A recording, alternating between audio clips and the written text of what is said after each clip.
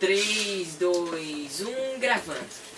Começando mais um episódio do Contra a Cultura, terceiro episódio aqui da nossa nova série Finalmente Jesus. Muito obrigada a você que nos assiste aí através das redes sociais, da Rádio Novo Tempo, do Código Aberto, do Conexão Jovem, a você que nos assiste também através da rede de rádios Novo Tempo. Obrigada demais pela sua participação, pela sua interação aqui com a gente, e você que nos ouve, é claro, pelo podcast. Afinal, nós somos um programa de podcast e estamos aí no seu smartphone a qualquer hora para você ouvir a gente de onde e quando você quiser, beleza? Seguinte, Jesus no quarto escuro. Esse é o nosso título do terceiro episódio. E olha, esse episódio tá especial porque nós recebemos ele. Que nos abandonou. Ele voltou. Que nos abandonou. Sabe? E a gente teve que correr atrás dele, sabe, Isaac? Foi. Implorar, uma agenda difícil, uma agenda absurda. Foi. Então, depois de muita insistência, Charles Siqueira está de volta. Uhul! Olha lá com as palminhas, as palminhas. Você sabe que ele tava lá no NASP, lá em Engenheiro Coelho. Aí a gente conversou com o Oliveiros, falou, Oliveiros, pastor Oliveiros Júnior, que é o presidente da PV, a gente falou, a gente precisa do Charles de volta para ele poder ajudar a gente no Contra a Cultura. Tá aí, Charles agora é o departamental de jovens aí da PV. Ele, inclusive. Ou seja, ele é o nosso departamental, né? É isso aí. Ele é o nosso mentor aí na área jovem aqui do Vale do Paraíba. É uma responsa muito grande. É e Desbravador, Caleb, aventureiros. Aventureiros. Olha aí. E jovens. E trate de E falar em aventureiros? Música. Então, é isso que eu ia falar. Música também. Música. Você tem que ser um bom aventureiro agora, porque tem uma outra responsabilidade na vida. Responsabilidade. Porque tá vindo uma Dora aventureira aí na sua vida? Você tá vendo como que é o nome da sua... Melina Aventureira. Melina a Aventureira. A Aventureira. Melina a Aventureira. A Aventureira. Olha aí que beleza. Charles, você é de casa. Não, eu tô à vontade aqui, depois dessa... Você é do Contra a Cultura, cara. Depois dessa lisonjeira apresentação, viu? Eu me sinto muito em casa e muito à vontade de estar perto de vocês. Bom demais estar com você, Bianca e Isaac. Meu grande amigo Isaac. Você fala isso, ao vivo você fala, né? E o pessoal, inclusive, tá assistindo agora, né? Não é só ouvindo, né? Mas eles estão vendo. A galera tá assistindo. A consideração que eu tenho pra você que não tá entendendo essa nossa introdução e tal, Charles Siqueira, ele estava presente nas primeiras temporadas. Nas origens do Contra a Cultura. No princípio. Ele, começamos Thiago Rodrigues, né? A Nayeli Leite. Estávamos aqui sempre também entre amigos conversando sobre a Bíblia. E hoje não vai ser diferente. Jesus no quarto escuro. Isaac, que título é esse, Isaac? Pois pra você que não entendeu coisa alguma, vamos às revelações. Só que não é amigo secreto, mas vamos às revelações. Bora lá. Quando você ia lá naqueles tempos antigos, há 100 anos atrás, quando você ia revelar filme fotográfico, lembra? Era 100 ou 200 anos atrás, né? Será que quem tá ouvindo isso lembra disso daí? Mas você tirava lá as fotos com o seu filme, você tirava o filme, você levava na casa de revelação, e lá tem um quarto escuro. Se você já viu, talvez na televisão, em seriados, coisas assim, aquele quarto fica todo vermelho. Aquilo é uma representação e tal, tem toda uma técnica. Mas para você poder revelar um filme fotográfico, você precisa de um quarto escuro, porque a luz, ela estraga o filme, né? E é no quarto escuro que as revelações fotográficas vão acontecer. Então aqui a gente vai partir do princípio de que Apocalipse é um quarto escuro que vai nos revelar as fotografias a respeito de... Jesus.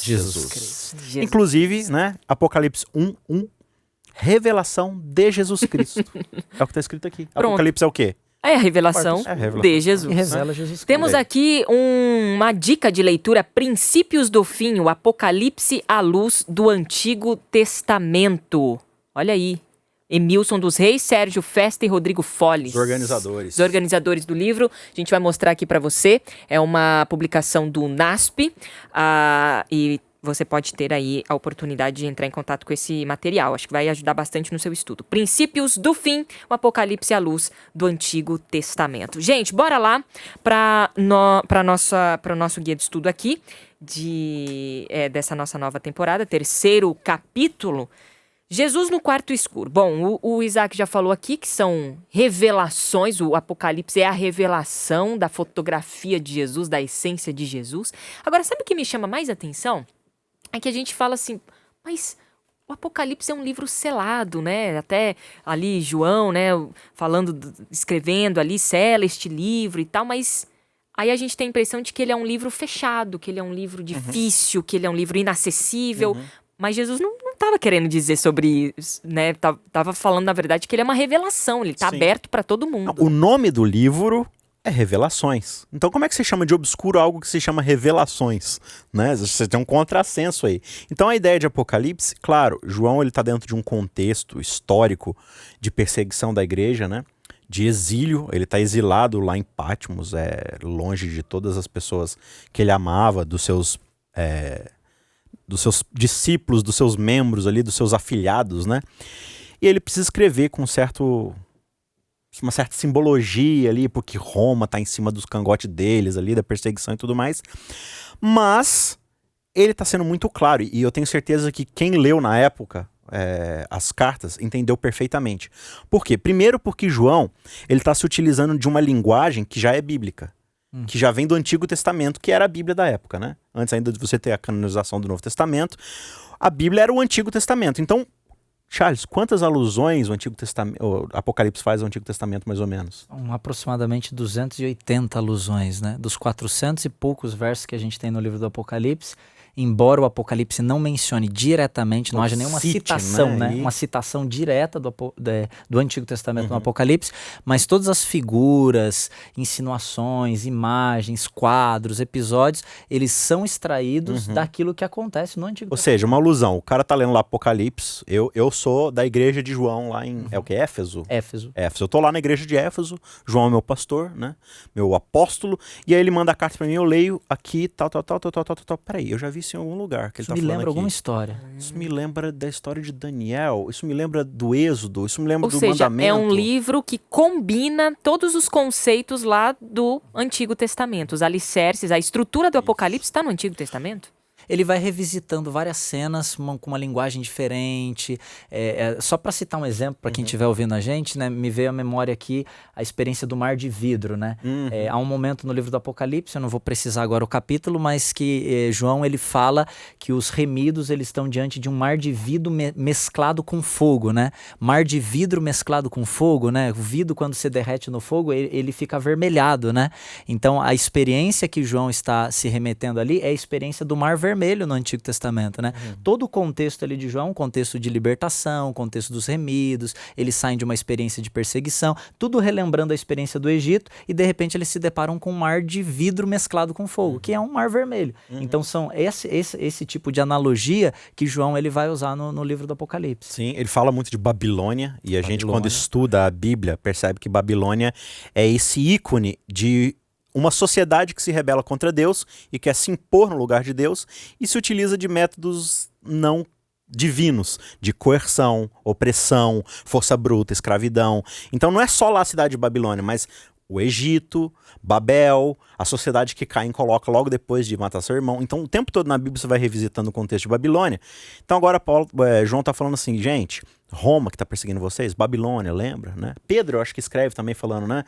Para os que estão em Babilônia. Mas peraí, Babilônia já não foi? Não, ele está falando de Roma. Por quê? Porque Roma se utiliza dos mesmos métodos, né, que o Antigo Testamento revela e tal. Então assim, o Apocalipse ele vai pegar esses polaroides, digamos assim, e vai falar, ó, tá vendo essa foto aqui, ó? Então, tá vendo aqui no fundinho, ó, a Jesus aqui no fundinho da foto. Era sobre ele essa foto. Era ele que estava enquadrado. Tem um monte de coisa na frente. Deixa eu começar a tirar essas coisas da frente. Para você. Até tem esse conceito que alguns dizem, não sei se é verídico ou não, de que o mistério, na verdade, não é uma coisa que está oculta. É algo que tem tanta informação que aquela coisa se perde atrás. Então o Apocalipse ele está tirando as informações excessivas agora, despoluindo, para falar, ó, era Jesus no fim das contas. E claro, se Jesus é a revelação de Deus, né? A gente vai falar sobre isso no episódio que vem, mas Jesus ele é a revelação de quem Deus é como um todo. Então o Apocalipse está falando isso, olha, o Antigo Testamento todinho trazia Deus para nós. Então agora, não se sinta desamparado porque você está sendo perseguido, porque Jesus ainda não voltou, calma. todas as promessas que se cumpriram agora estão se tornando cada vez mais evidentes, e isso vai mostrar pra gente que a nossa esperança precisa continuar. Massa. Em algum momento a gente vai estudar aí também sobre algumas dos papéis que Jesus vai desempenhar no livro do Apocalipse. E quando a gente vai para a Bíblia, a gente percebe que aquilo que Jesus é não está desvinculado com aquilo que ele faz. Aquilo que ele faz define aquilo que ele é. Então, quando a Bíblia fala que o livro do Apocalipse é a revelação de Jesus Cristo, não é apenas criando um perfil social de Jesus, né? Dando características, ele é bondoso, ele é amável. Não, as características dele, elas são construídas a partir das ações dele. Então, ele é aquele que salva, ele é aquele que disciplina, ele é aquele que é o cordeiro, ele é aquele que intercede, ele é aquele que é o mediador. Então, todas essas ações de Jesus, elas vão construindo a identidade de Jesus, que é mais uma vez expandida no livro do Apocalipse. Vamos explorar isso então, porque é o que o episódio está sugerindo aqui pra gente. Sugerindo não, tá expondo aqui pra gente poder estudar a representação ou a representatividade de Jesus no Apocalipse. O que o Apocalipse fala ou revela sobre Jesus? O que a gente encontra sobre Jesus no Apocalipse? Primeiro, então, acho que é interessante a gente ler o comecinho lá de Apocalipse, como um todo, Apocalipse 1. Apocalipse, eu tô falando em espanhol. Apocalipse. Apocalipse. Apocalipse, ou Revelations, no inglês, Revelações. Diz assim, capítulo 1, verso 1. Revelação de Jesus Cristo que Deus lhe deu para mostrar a seus servos os acontecimentos que ocorrerão em breve. Ele enviou um anjo para apresentá-la a seu servo João, que relatou fielmente tudo o que viu. Este é seu relato da palavra de Deus e do testemunho de Jesus Cristo. Então, o que João vai falar agora, ou vai mostrar que foi a revelação que ele recebeu, é da palavra vinda diretamente de Deus, ou seja, dos mandamentos que Deus deu para a humanidade e do testemunho de Jesus. O que foi o testemunho de Jesus?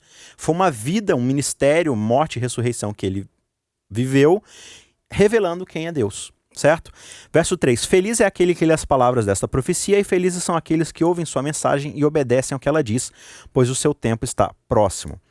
E aqui ele vai falar no verso 5, olha, eu, João, escrevo às 7 igrejas na província da Ásia, graça e paz a você da parte daquele que é, que era e que ainda virá, dos 7 espíritos que estão diante de seu trono e de Jesus Cristo. Ele é a testemunha fiel destas coisas, o primeiro a ressuscitar dos mortos e o governante de todos os reis da terra. E aqui ele vai falar sobre o reino de sacerdócio do Pai, sobre as glórias de Deus, ele vai falar que ele é o alfa e o ômega, ou seja, ele está desde o início e agora está ao fim. Então ele começa a mostrar que, gente, o foco dessa carta é Cristo. Sobre Jesus. Quem é Jesus? Jesus, ele é Deus. Ele estava lá no princípio e ele vai estar lá no final, porque eu estou falando das coisas finais, mas veja que eu vou começar a falar das coisas finais só lá da metade do livro para frente. Nos 11, mais ou menos, primeiros capítulos, eu vou falar das coisas que estão lá atrás. Mas eu quero que vocês vejam que Jesus estava lá no princípio, quando diz assim, no princípio criou Deus os céus e a terra. Era Jesus lá, certo? Junto com o Pai, junto com o Espírito. E em breve eu vou começar a falar das coisas que vão acontecer lá no fim dos tempos. Então, o ômega, lá no final, o mesmo Jesus que estava lá no Gênesis, que estava lá no Sinai, que estava lá no Calvário, é o Jesus que vai estar lá no final descendo nas nuvens e tal, né? Aquele que era, aquele que é, aquele que há de vir. Então, presente, passado, futuro, tudo é a respeito de Cristo, porque Cristo está em todas essas coisas. Então agora a gente vai começar a entender um pouco mais, como o Charles falou, nesses papéis que Jesus desempenha, não só no passado, mas no presente, na morte, na ressurreição, como sacrifício, como sacerdote ofertante. Tudo, no final das contas, é sobre ele. E é para fechar com chave de ouro, né? A Bíblia, ela começa com Jesus e termina com Jesus. Perfeito. E ele começa glorioso e termina glorioso, né, Charles? Perfeito. E tem um conceito interessante na teologia, né? Que diz que a protologia define escatologia. Em outras palavras, a história do início, ela que vai pautar a história do fim.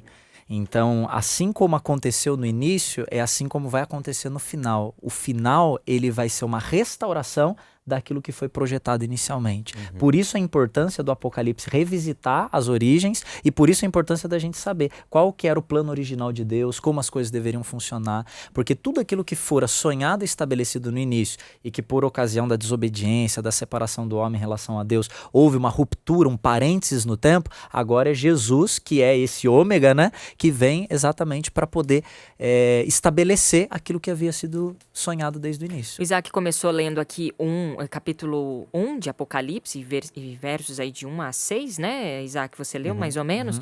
Ali no capítulo 1, versículo 18, por exemplo, continua dizendo, né, revelando mais sobre Cristo, já de início: sou aquele que vive, estive morto, mas agora vivo para todo sempre, e tenho as chaves da morte e do mundo dos mortos, né? Então a gente já vê aqui no capítulo 1 várias coisas que João escreve sobre Cristo, a essência de Cristo, o que ele está fazendo. Aí o guia de estudo vai para o capítulo 5 também, apresenta o versículo 8, onde diz aqui: quando o Cordeiro recebeu o livro, os 4 seres vivos e os 24 anciões se prostraram diante dele, cada um tinha uma harpa e taças de ouro cheias de incenso, que são as orações do povo santo.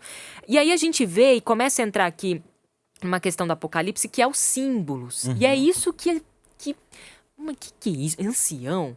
Harpa? Ajoelhando? O que é esse povo? E o Antigo Testamento me ajuda a descrever ou a entender essas coisas? Sabe que isso? Você falou do verso 18 no capítulo 1, né? Mas se quiser voltar um pouquinho, por exemplo, para o verso 20 do capítulo 1, na minha Bíblia, tradução Nova Versão Internacional, diz assim: esse é o mistério das 7 estrelas que você viu em minha mão direita e dos 7 candelabros. As 7 estrelas representam os anjos das 7 igrejas e os 7 candelabros representam as 7 igrejas. Então, por que esse texto, né? Porque você vai percebendo que o próprio Apocalipse, ele já fornece uma chave interpretativa, né? Você estudar o Apocalipse como um todo e não isoladamente já vai te ajudar a entender muitas coisas que ele traz. Se vocês tiverem até uma ideia para adicionar, mas eu entendo pelo menos 3 maneiras de você, ou 3 ferramentas para você usar para interpretar o Apocalipse. A primeira é o próprio Apocalipse, né? Você tomá-lo como um todo, o contexto, algumas cenas elas carregam a sua interpretação. Não pega um verso bíblico e sai correndo para pegar um jornal. Não, exatamente. E nem assistir um documentário no YouTube, entendeu? Você sobre o anticristo. Tipo isso, entendeu? Agora, existe o próprio Apocalipse, existe o Antigo Testamento, a Bíblia como um todo, né? Porque várias dessas figuras, como a gente já mencionou, elas são figuras que fazem alusão a episódios que aconteceram no Antigo Testamento. O Isaac mencionou Babilônia, por exemplo. Anciões, são figuras que o povo que está, o leitor original, né? O primeiro leitor disso daqui, ele estava familiarizado com esse vocabulário. Sim. Porque para eles isso daqui era natural. Era muito comum, exatamente. Nós que temos esse abismo cultural e a gente tem que fazer e a gente tem que estar sempre visitando essa cultura para a gente poder entender o que o leitor precisa ler com o olhar do leitor original de João. Exatamente. Como é que a gente faz para saber dessas coisas? A gente precisa estudar o contexto deles. Né? Exatamente. E a terceira chave interpretativa, a primeira eu falei que é o próprio Apocalipse, a segunda o Antigo Testamento. A Bíblia como um todo. E a Bíblia como um todo. E a Bíblia como um todo. Então, antes de eu chegar e começar a ver os eventos que estão acontecendo na Terra e tal, eu tenho que entender antes os princípios e as essências dos símbolos de Apocalipse. Exatamente. Isso é que vai dar as estruturas e as bases para a gente entender melhor o Apocalipse, né? O nosso tempo já está avançando bastante, mas o nosso guia traz aqui a questão do santuário. É uma pincelada, a gente vai estudar isso mais para frente, na lição 6 mais especificamente, sobre o santuário. Mas o Apocalipse já traz aqui algumas questões sobre o santuário. O que a gente pode falar, então, sobre o Apocalipse e santuário? Aliás, santuário é uma coisa que a gente vê lá no Antigo Testamento, lá em Êxodo, né? E agora no Apocalipse de novo. O que João quis dizer com isso? Olha que interessante, você citou aí mais ou menos uns pedaços do capítulo 5, né? Eu ia até fazer um comentário, mas visto que a gente já avançou um pouco, só um trecho bem interessante aqui, né? Apocalipse aqui está retomando exatamente o momento quando Jesus ascende aos céus, né? Ele está lá com os discípulos, depois de 40 dias de sua ressurreição, ele, né, sobe, e aí acabou a história de Jesus na Terra, até que a gente chega em Apocalipse. E Apocalipse começa justamente quando Jesus, como, né, em certa figura de linguagem, está entrando no céu vindo lá da Terra. E aí João é levado a esse momento e ele vê aqui, né, um ser poderoso, que no caso é Deus, sentado lá no trono, segurando um pergaminho que é o termo de posse da terra. Se você vai lá em Jeremias, tem uma história lá muito interessante, né, sobre Jeremias ir comprar a posse de um primo, de uma terra que ele tinha, e lá você tinha a escritura. E essa escritura era selada, ela tinha selos de cera que diziam a quem pertencia aquilo ali. E só a pessoa que era dona daquilo ali, tinha aquele nome, é que poderia redimir ou resgatar aquela escritura. E aí quando ele diz, ele vê aquele ser poderoso e está perguntando assim, olha, quem é digno de romper os selos desse livro e abri-lo? Ou seja, só quem é dono. Só que João fala assim, não havia ninguém, nem no céu nem na terra, que pudesse abrir o livro e lê-lo. E aí João começa a chorar no verso 4, pois não encontrava ninguém. E aí os 24 anciãos dizem assim para João: olha, não chore, veja o leão da tribo de Judá, o herdeiro do trono de Davi, conquistou a vitória, ele é digno de abrir o livro e os 7 selos. Então, os anciãos viram para João e falaram assim: olha, tem um guerreiro poderoso, o leão da tribo de Judá. Leão é o quê? É o animal caçador que vai para cima, que mata, que derrota seus inimigos. Aí João fica feliz: nossa, tem um guerreiro poderoso aqui, o leão. Aí ele se vira para ver quem é. E olha o que ele vê. Verso 6. E aí viu um cordeiro que parecia ter sido sacrificado. Mas que agora estava em pé entre o trono. Eles falam assim: ó, tem um leão ali atrás. Ele vira, tem um cordeiro imolado. Uau. O cordeiro, você lembra do quê? Do santuário. Do sacrifício. Então, na verdade, esse conquistador, ele conquista a posse da terra, o direito de abrir os selos, como? Com o seu próprio sangue. Morte. Como a oferta oferecida lá no santuário, lá como sacrifício pela redenção dos pecados. Então, aqui ele está fazendo alusão a esses termos, né? Não só de Jeremias, lá como também do santuário, na ideia de que um dia Adão, que tinha posse da terra, confiado a ele por Deus, entregou isso para a serpente, para Satanás. E agora Jesus vem e paga o preço necessário através de todo o processo do santuário, que era um desenho, um arquétipo do que haveria de acontecer, e ele se oferece como sacrifício para ter o direito de abrir os livros, né, os selos aqui. E aí a Bíblia, né, continua, o Apocalipse continua dando sequência do que são esses selos, tal, que a gente pode ver mais na frente.